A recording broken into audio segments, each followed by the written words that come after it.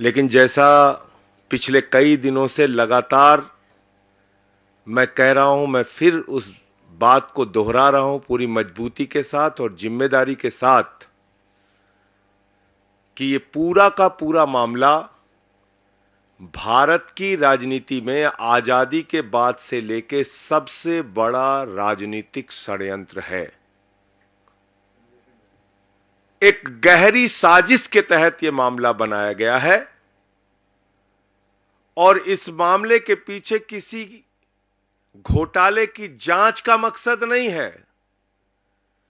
दिल्ली की प्रचंड बहुमत से चुनी हुई अरविंद केजरीवाल को गिराने और खत्म करने का मकसद है। पंजाब की प्रचंड बहुमत से चुनी हुई सरकार को गिराने और खत्म करने का मकसद है। आम आदमी पार्टी की बढ़ती हुई ख्याति को और राष्ट्रीय पार्टी का दर्जा 10 वर्षों में हासिल करने की उपलब्धि को खत्म करने की कोशिश है। क्योंकि शराब घोटाला तो भारतीय जनता पार्टी ने किया है, वहां तो मनी ट्रेल मिल गया, 60 करोड़ का मनी ट्रेल मिल गया, लेकिन कोई कार्रवाई अब तक भारतीय जनता पार्टी के नेताओं पर नहीं हुई। और अरविंद केजरीवाल जी के मामले में झूठे गवाह तैयार किए जाते हैं, बेबुनियाद आरोप लगाए जाते हैं। 10-10 गवाहों के 10-10 बयानों को छिपाकर षड्यंत्र के तहत 2 ही बयान कोर्ट के सामने लाए जाते हैं। 10 बयानों में से 8 बयान छिपाकर मात्र 2 बयान कोर्ट के सामने लाए जाते हैं। और मैं फिर से दोहरा रहा हूं, मगुंटा रेड्डी, राघव रेड्डी के 10 बयान थे। अंतिम 2 बयान में जैसे ही उन्होंने केजरीवाल जी का नाम लिया, तुरंत उसके बेटे को बेल मिल जाती है। और मंगुंटा रेड्डी कौन है? आज की तारीख में वो एनडीए का प्रत्याशी है। आंध्र प्रदेश में नरेंद्र मोदी जी की तस्वीर लगा के वोट मांग रहा है, जिसके ऊपर भारतीय जनता पार्टी और ईडी ने शराब घोटाले का आरोप लगाकर उसकी जांच शुरू की थी। आज वो कैसे मोदी की तस्वीर लगा के वोट मांग रहा है? मुझे जवाब दो भारतीय जनता पार्टी के लोगों। शरद रेड्डी 12 बयान उसके लिए जाते हैं, अरविंद केजरीवाल जी के बारे में एक शब्द नहीं बोलता। अंतिम 2 बयान में बोलता है, 10 बयान में नहीं बोलता। और जैसे ही 2 बयान में वो नाम लेता है केजरीवाल जी का, उसको तुरंत बेल मिल जाती है और वो छूट जाता है कमर दर्द के नाम पे। ये राजनीतिक षड्यंत्र नहीं तो और क्या है? चंदन रेड्डी नाम के एक गवाह का कान का पर्दा फाड़ दिया गया, हाई कोर्ट में उसने अपील की। समीर महेंद्रू पे दबाव बनाया गया, अरुण पिल्लई पे दबाव बनाया गया, गवाहों को डराया गया, धमकाया गया। और तब यह पूरा मामला केजरीवाल जी के खिलाफ तैयार किया गया। मैं पूछना चाहता हूं भारतीय जनता पार्टी के लोगों से, मैं पूछना चाहता हूं हिंदुस्तान की राजनीति में आजादी के बाद से लेकर अब तक की सबसे भ्रष्ट पार्टी भारतीय जनता पार्टी से और बीजेपी की सरकार से, क्या आप मुझे जरा बताइए कि जब 60 करोड़ का सीधा मनी ट्रेल तुम्हारे खिलाफ मिल गया तो तुम्हारे नेताओं से पूछताछ ईडी और सीबीआई क्यों नहीं कर रही? क्यों नहीं अब तक एलजी ने चिट्ठी लिखी, जांच की? क्या कारण है कि इलेक्टोरल बॉन्ड में इतना हजारों करोड़ का घोटाला सामने आने के बावजूद, जिस कंपनी का मुनाफा 0 है, जिस कंपनी का मुनाफा घाटे में है, मुनाफा तो छोड़िए, जो कंपनी घाटे में चल रही है वो सैकड़ों हजारों करोड़ रुपए आपको चंदा दे रही है। जो फर्जी कंपनियां कागजों में बनी हैं वो सैकड़ों हजारों करोड़ रुपए भारतीय जनता पार्टी को चंदा दे रही हैं। कहां income tax department, CBI, ED क्यों नहीं जांच करती भारतीय जनता पार्टी के नेताओं की? क्यों नहीं पूछताछ होती उनकी? क्यों नहीं गिरफ्तारी होती नहीं उनकी? क्यों नहीं छापे पड़ते उनके यहां? तो इसलिए मैं फिर दोहरा रहा हूं कि यह पूरा का पूरा मामला एक गहरी राजनीतिक साजिश के तहत अरविंद केजरीवाल जी के खिलाफ बनाया गया है। और जो बयान केजरीवाल जी के पक्ष में थे वो बयान ईडी ने जानबूझकर भारतीय जनता पार्टी और सरकार के इशारे पर राजनीतिक साजिश के तहत कोर्ट के सामने रखा ही नहीं, रखा ही नहीं बयान। तो जब सारे साक्ष्य आप कोर्ट के सामने नहीं रखेंगे तो कैसे न्याय मिलेगा? उस काम में हमारे जो केजरीवाल साहब के वकील हैं वो लगे हुए हैं और लगातार न्यायालय इस बात को देख रहा है। वकील सारे कागजात के इंस्पेक्शन कर रहे हैं। मुझे पूरी उम्मीद है कि माननीय सर्वोच्च न्यायालय से जल्द ही अरविंद केजरीवाल जी को न्याय मिलेगा। क्योंकि देखिए, न्याय की प्रक्रिया है और न्यायिक प्रक्रिया में कई बार विलंब होता है।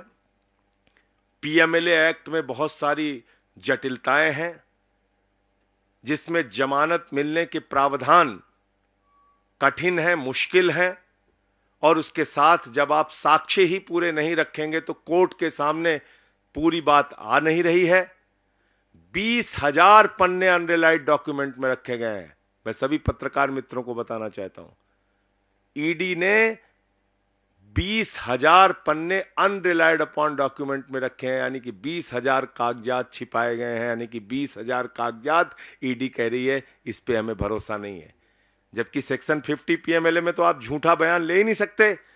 सबसे पहले बताया जाता है सेक्शन 50 पीएमएलए में कि देखो भाई, झूठी गवाही दोगे तो तुम्हारे खिलाफ कार्रवाई होगी।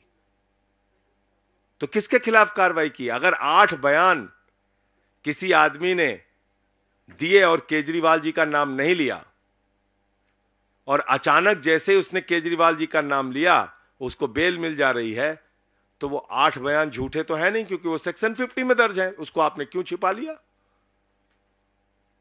12 बयान शरद रेड्डी के होते हैं, और आप बताइए, शरद रेड्डी 10 नवंबर को अरेस्ट हो रहा है और 15 नवंबर को बीजेपी को 5 करोड़ की रिश्वत दे रहा है, और अपनी गिरफ्तारी से लेकर रिहाई तक 55 करोड़ रुपए की रिश्वत बीजेपी को दे रहा है। उसकी जांच नहीं होगी। तो इसलिए हमें पूरी उम्मीद है कि माननीय सर्वोच्च न्यायालय के समक्ष जब सारे तथ्य, सारे सबूत, गवाहों के सारे बयान जो छिपाए गए हैं वो बयान भी, और उसकी सच्चाई जब माननीय सर्वोच्च न्यायालय के सामने आएगी तो अरविंद केजरीवाल जी को राहत मिलेगी। वो पूरी तरह से निर्दोष साबित होंगे और वो जल्द ही बाहर आएंगे। ये हमारा भरोसा है, यकीन है। गवाहों को मार पीट के बयान लिए गए हैं, ये ऑन रिकॉर्ड चीजें हैं। हाई कोर्ट तक में उन लोगों ने अपील की है, ये ऑन रिकॉर्ड चीजें हैं, ये कुछ छिपी नहीं है। और कोर्ट के फैसलों में कई बार ऐसा होता है, लोअर कोर्ट का फैसला हाई कोर्ट बदल देता है, हाई कोर्ट का फैसला सुप्रीम कोर्ट बदल देता है, सुप्रीम कोर्ट के 2 जजों का फैसला 3 जजों की बेंच बदल देती है, 3 जजों का फैसला 5 जजों की बेंच बदल देती है, 5 जजों का फैसला 7 जजों की बेंच बदल देती है। और हमारे देश में तो ऐसी सरकार है प्रधानमंत्री नरेंद्र मोदी जी की, जो 5 जजों की संवैधानिक खंडपीठ, संविधान पीठ के फैसले को संसद के अंदर बदल देती है। आपको याद ही होगा, 5 जजों ने फैसला दिया था दिल्ली सरकार के पक्ष में कि सर्विसेज उनके पास होनी चाहिए। बावजूद इसके देश के तानाशाह प्रधानमंत्री ने, देश की तानाशाह सरकार ने दिल्ली के पक्ष में दिए गए, अरविंद केजरीवाल जी के पक्ष में दिए गए, लोकतंत्र और संविधान के पक्ष में दिए गए, प्रचंड बहुमत से चुनी हुई सरकार के पक्ष में दिए गए फैसले को, 5 जजों के सुप्रीम कोर्ट के फैसले को संसद में बदल दिया। जब चुनाव आयुक्तों के नियुक्ति की प्रक्रिया में मुख्य न्यायाधीश को रखा गया तो प्रधानमंत्री जी ने कहा और भाजपा की सरकार ने कहा कि नहीं, चुनाव आयुक्तों की नियुक्ति तो हम करेंगे, और सुप्रीम कोर्ट के फैसले को संसद के अंदर बदल दिया गया। तो है कई बार कानूनी प्रक्रियाओं में। और इस देश के अंदर आपको जानकारी के लिए बता दूं, 80% अंडर ट्रायल है। कोई 10 साल से अंडर ट्रायल है, कोई 5 साल से अंडर ट्रायल है, कोई 3 साल से अंडर ट्रायल है। कई बार न्याय मिलने में विलंब हो जाता है, लेकिन इस मामले में मुझे पूरा यकीन और भरोसा है। मैं फिर दोहरा रहा हूं, अरविंद केजरीवाल जी जल्द ही निर्दोष साबित होंगे, जल्द ही सुप्रीम कोर्ट से, आगे की कोर्ट से उनको राहत मिलेगी, वो बाहर आएंगे। आपके कोई प्रश्न हो तो आप जरूर पूछ सकते हैं। हाईकोर्ट ने अपने ऑब्जर्वेशन में इस बात को मेंशन किया है कि अरविंद केजरीवाल का एक्टिव इन्वॉल्वमेंट जो है वो इस पूरे मामले में दिख रहा है और ईडी ने ऐसे कुछ साक्ष्य जो है वो पेश किए हैं। तो ईडी ने जो साक्ष्य अरविंद केजरीवाल जी के पक्ष में है वो नहीं पेश किए ना। मैंने तो आपको बताया। ये पता कैसे चला? ये कैसे पता चला कि वो साक्ष्य नहीं रखे हैं? खुद ईडी ने कहा कि मंगुंटा रेड्डी राघव रेड्डी के 10 बयान, 8 बयान अनरिलायड अपॉन डॉक्यूमेंट में। हमारे वकीलों ने कहा कि भाई अनरिलायड अपॉन डॉक्यूमेंट में क्यों रखा है आपने? 8 बयान अगर आपने दो गवाहों के दर्ज किए, जो आरोपियों के दर्ज किए, जो सरकारी गवाह बने, तो आपने उसको अनरिलायड अपॉन डॉक्यूमेंट में क्यों रख दिया? छिपा क्यों लिया? भाई ईडी का दफ्तर कोई म्यूजियम तो है नहीं। ईडी का दफ्तर कोई रद्दी की टोकरी की जगह तो है नहीं कि वहां पे आप कागज इकट्ठा कर रहे हैं, रख रहे हैं। आपने कागज इकट्ठा किया है किसी को दोषी साबित करने के लिए ना, तो सारे कागजात आप माननीय न्यायालय के सामने रखिए। क्यों नहीं रखा आपने? तो कोर्ट ने कहा अभी इसी मार्च में, आप सबकी जानकारी के लिए बता दूं, इसी मार्च में ऑर्डर हुआ पिछले महीने कि भाई जो आरोपी का अधिकार है कि उसके खिलाफ जितने भी साक्ष्य आपने रखे हैं, इकट्ठा किए हैं, वो उनके वकीलों को दिखाइए। तब वकील गए हमारे, उन्होंने देखा, वो हैरान हो गए। मतलब एक ही आदमी के आपने 7 बयान लिए, 6 बयान में राघव रेड्डी ने नाम नहीं लिया, 6 आपने छिपा लिया, एक दिखा दिया। एक ही आदमी के 3 बयान मंगुंटा रेड्डी के आपने लिए, जो इस समय मोदी की तस्वीर लगा के वोट मांग रहा है, सोचिए आप। 2 बयान आपने छिपा लिए, एक बयान जिसमें केजरीवाल का नाम लिया, वो रख दिया कोर्ट के सामने। और तुरंत ही जैसे केजरीवाल जी का नाम वो ले रहा है, उसकी बेल हो जा रही, जमानत हो जा रही राघव रेड्डी की। इसी तरीके से शरद रेड्डी का मामला है। 12 बयान उसने दिए, 10 बयानों में केजरीवाल जी का नाम नहीं लिया। अब 6 महीने उसको जेल में रखा। अब हर आदमी संजय सिंह तो है नहीं, 6 महीने में टूट गया वो। उसने दे दिया बयान, केजरीवाल जी के खिलाफ बयान दिया जैसे ही, वैसे ही उसको जमानत मिल गई कमर दर्द के नाम पे। तो ये है हकीकत। ये बयान रखे ही नहीं गए हैं। मैं सभी पत्रकार बंधुओं को जिम्मेदारी से यह बताना चाहता हूं कि ये बयान अभी कोर्ट के सामने नहीं रखे गए हैं। इंस्पेक्शन का ऑर्डर जब कोर्ट से मिला और इंस्पेक्शन करने जब हमारे वकील गए, तब इन बयानों को देखा और वो हैरान रह गए कि जो बयान केजरीवाल जी के पक्ष में है, या जिन बयानों में केजरीवाल जी का नाम नहीं है, केजरीवाल जी के नामों का जिक्र नहीं है, वो बयान ऑन रिकॉर्ड नहीं लाए गए कोर्ट के समक्ष। यही है गहरी राजनीतिक साजिश। संजय जी, आपने शुरू में कहा कि पंजाब सरकार को तोड़ने की षड्यंत्र, कैसे? भाई जब आप आम आदमी पार्टी के मुखिया को गिरफ्तार करके जेल में डाल देंगे, आपको पता है जिस दिन केजरीवाल जी के घर पर छापा पड़ा और उनकी गिरफ्तारी हुई, ठीक दूसरे दिन इनकम टैक्स का छापा गुलाब सिंह यादव के यहां पड़ गया, हमारे एक एमएलए के यहां। उसके तुरंत बाद हमारे एक मंत्री कैलाश गहलोत को ईडी के दफ्तर में बुला के 4.5 घंटे पूछताछ की गई। उसके तुरंत बाद हमारे एक विधायक दुर्गेश पाठक को बुला के पूछताछ की गई। तो आप समझ सकते हैं, यही तो हुआ था महाराष्ट्र में। और क्या हुआ था? एक एक की जांच शुरू की, फाइल दिखाया, दबाव बनाया, पार्टी तोड़ा। तो ये प्रक्रिया जो दिल्ली में शुरू हुई है, ये रुकने वाली थोड़ी है। इसके पीछे का मकसद है पूरी की पूरी आम आदमी पार्टी को भारतीय जनता पार्टी की तानाशाह सरकार के द्वारा खत्म करना, ये मकसद है। और वो लोग ये काम कर रहे हैं। पत्रकार बंधुओं से मैं बताना चाहता हूं, जिसकी सरकार में 15 लाख करोड़ रुपए पूंजीपतियों का माफ किया गया, जिसकी सरकार में बैंक घोटाला करके नीरव मोदी, मेहुल चौकसी, नितिन संदेशरा, ललित मोदी, विजय माल्या हजारों करोड़ रुपए लूटकर हिंदुस्तान का विदेशों में बैठे हुए हैं, जिसकी सरकार में इलेक्टोरल बॉन्ड का हजारों करोड़ रुपए का घोटाला हुआ, लेकिन उनके खिलाफ कोई जांच नहीं होती, जिसकी सरकार में पूरब से लेकर पश्चिम तक, उत्तर से लेकर दक्षिण तक चुन चुन के महाभ्रष्टाचारियों को प्रधानमंत्री जी ने गले लगाकर अपनी पार्टी में शामिल किया। वो लोग भ्रष्टाचार के खिलाफ बोलते हैं। मैं तो बार बार इस बात को कह रहा हूं कि भ्रष्टाचार के खिलाफ बीजेपी बोलती है तो लगता है ओसामा बिन लादेन और डाकू गब्बर सिंह अहिंसा पे उपदेश दे रहे हैं। संजय जी, जिस लिकर पॉलिसी के तहत अरविंद केजरीवाल जी के ऊपर कार्रवाई हुई है, वैसे ही कह रहे हैं कि पंजाब में भी वही लिकर पॉलिसी जो है अप्लाई की गई है और पंजाब में भी वैसी एक बार जो है जांच ईडी द्वारा होनी चाहिए। किस बात की जांच करेंगे आप? जबरदस्ती जांच करेंगे? आप यहां की पॉलिसी की जांच करेंगे?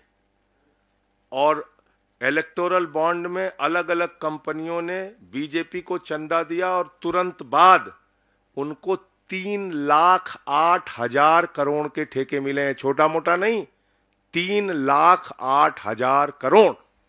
जीरो लगाते लगाते थक जाएंगे आप। ईडी सीबीआई का छापा पड़ा कंपनियों पर। यहां जलंधर या लुधियाना में भी वो कंपनी गेमिंग, कौन सी फ्यूचर गेमिंग करके है वो कंपनी, यहां पे भी उसके ऑफिस वगैरह है। उस कंपनी के यहां ईडी सीबीआई के छापे पड़ते हैं और सैकड़ों हजारों करोड़ रुपए वो बीजेपी को चंदा दे रही है। इसकी जांच नहीं होनी चाहिए? अरविंद केजरीवाल जी की जांच करने के लिए ईडी सीबीआई गामा पहलवान, दारा सिंह, बॉक्सर विजेंदर बन जाती है, और जब बीजेपी की बात आती है तो गजनी मोड में चले जाते हैं, कहें हम तो कुछ याद ही नहीं, हमने कुछ देखा नहीं, हम धृतराष्ट्र हो गए हैं। ये क्या है? ये खुला मिसयूज है जांच एजेंसियों का, सीना ठोक के मिसयूज है, दादागिरी के साथ मिसयूज है कि ठीक है हम कर रहे हैं तुम्हारी सरकार गिराने के लिए। तो इसलिए चुनाव आयोग को तुरंत हस्तक्षेप करना चाहिए। टीएमसी के लोग जो बैठे हुए हैं उनकी मांग बिल्कुल जायज है कि आप इनकम टैक्स डिपार्टमेंट, आईटी के और सीबीआई के और ईडी के डायरेक्टर्स को हटाइए, जो ऑफिशियल्स ये सब काम कर रहे हैं उनका ट्रांसफर कीजिए। अब आप चुनावी, भाई प्रधानमंत्री जी की हालत उस बच्चे की तरीके से हो गई जो अपने पिता के पास पहुंचता है, कहता है पापा हम फर्स्ट आए, पापा हम फर्स्ट आए, पापा हम फर्स्ट आए। पापा ने पूछा भैया कितने प्रतियोगी थे? बोला अकेले दौड़ रहे थे। अकेले ही दौड़ रहे हैं, सारे पहलवानों को पकड़ के आपने जेल में डाल दिया और आप कह रहे हैं कि हम फर्स्ट आ गए। केजरीवाल की गिरफ्तारी के बाद अब आप सीनियर हैं, भगवंत मान हैं, आज विधायकों से मिले, मंत्रियों से मिले, क्या स्ट्रेटजी बनाई है? क्योंकि पंजाब अहम है, दिल्ली अहम 23 सीटें जहां पे आम आदमी पार्टी चुनाव लड़ रही है, उन 23 सीटों पर पूरा तन मन धन से 4 गुना मेहनत और ताकत से हमारा कार्यकर्ता प्रचार करेगा, हमारे विधायक, हमारे मंत्री, हमारे नेता प्रचार करेंगे और वो सारे चुनाव हम लोग जीतने के लिए भरसक प्रयास करेंगे, नंबर 1। और जहां भी इंडिया गठबंधन के कैंडिडेट हैं, जिन राज्यों में हम चुनाव नहीं लड़ रहे हैं, वहां भी हमारी पार्टी इंडिया गठबंधन के प्रत्याशियों के लिए प्रचार करेगी। और एक बात मैं आप लोगों से बहुत साफ कह देना चाहता हूं, 400 पार ये भी एक जुमला है। 400 पार एक झूठा जुमला है, इसके अलावा कुछ नहीं है। आप में से बहुत सारे पत्रकार बहुत दिन से पत्रकारिता में हैं, आप लोग बहुत वरिष्ठ पत्रकार हैं, इसमें बहुत सारे, आप जानते हैं कोई पार्टी अगर चुनाव जीत रही होती है तो ऐसे पागलों की तरह काम नहीं करती कि निर्वाचित मुख्यमंत्री को पकड़ो और जेल में डाल दो। ऐसे नहीं काम करती। इतनी राजनीतिक समझ तो हम लोगों को भी है कि घबराहट है मोदी जी को। और क्यों घबराहट है? क्योंकि महाराष्ट्र में सीट कम हो रही है, कर्नाटक में सीट कम हो रही है, बिहार में सीट कम हो रही है, हरियाणा में सीट कम हो रही है, पंजाब में सीट कम हो रही है, मध्य प्रदेश में सीट कम हो रही है, राजस्थान में सीट कम हो रही है, झारखंड में सीट कम हो रही है। आप देखिएगा इनकी सीटें कम होंगी। संजय जी, लेकिन बीजेपी ने जो ये शराब घोटाला इसी को मसला बना के आम आदमी पार्टी के खिलाफ प्रचार शुरू कर दिया है। पंजाब की बात करें या दूसरे राज्यों की बात करें, वो आम आदमी पार्टी पर इसी मसले को लेकर निशाना साध रहे हैं कि जो अपने आप को कट्टर ईमानदार कहते थे, आज उन्हीं पर भ्रष्टाचार के एलिगेशन लगे। सर मैं आपसे एक ही चीज पूछ रहा हूं कि आपने आम आदमी पार्टी के नेताओं पे तो इतने सारे छापे मार दिए, 1 रुपए कहीं बरामद हुए? मनीष सिसोदिया जी के घर पे 1 रुपए मिला? भ्रष्टाचार हुआ है तो पैसा कहां गया? 1 रुपए भी मिला? अरविंद केजरीवाल जी के यहां आपने छापे मारे, आपने भ्रष्टाचार अगर हुआ है तो पैसा कहां गया? इतने सारे छापे आपने, आपको पता 162 गवाह हैं ईडी के, 162, और सीबीआई के कितने? 294, 294। टोटल गवाह कितने? 456। कितने लोगों ने केजरीवाल के खिलाफ बयान दिया? मात्र 4। वो बयान किन परिस्थितियों में दिया मैंने आपको बता दिया। कितने पन्नों की चार्जशीट दाखिल की है दोनों संस्थाओं ने? 50,000 पन्नों की। कब तक ये गवाही चलेगी? कब तक उनकी पूछताछ चलेगी? कब तक ये ट्रायल इसका शुरू करेगा? 2 साल से जांच चल रही है, ट्रायल नहीं शुरू हुआ अब तक। ट्रायल ही नहीं शुरू हुआ। तो आप 20 साल तक जांच करते रहिए, और इसमें जो सजा है वो 3 साल से लेकर 7 साल सजा है। 3 साल से लेकर 7 साल सजा है, और जो जांच करने की इनकी तैयारी है वो 20 साल तक इनका मामला चलेगा।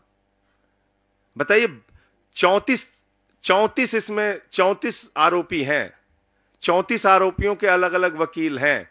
एक गवाह आएगा, उससे 34 वकील पूछताछ करेंगे। बताइए आप, वो तो मूर्छित होकर गिर जाएगा गवाह बेचारा। एक गवाह की पूछताछ में कई तारीखें लगेंगी। आप समझ सकते हैं ये क्या मामला तैयार किया गया है। तो ये जो आप बता रहे हैं ऐसी कहानियां ये लोग चलाते हैं, ये हुआ है, वो हुआ है, वो हुआ है। अरे भैया, भ्रष्टाचार हुआ है तो पैसे कहां चले गए? आसमान ने निगल लिया, जमीन ने निगल लिया, कहां गया पैसा? जबरदस्ती का हवाई, और जो दिख रहा है मनी ट्रेल, मैंने बताया तो 60 करोड़ रुपए। मतलब 10 नवंबर को एक शरद रेड्डी, जिसको खुद ईडी ने कहा, संजय सिंह ने नहीं कहा, ईडी ने कहा कि ये किंग पिन है, मुख्य घोटालेबाज है, और 15 नवंबर को वो बीजेपी को 5 करोड़ दे रहा है, उसके बाद मिला के करीब करीब 55 करोड़।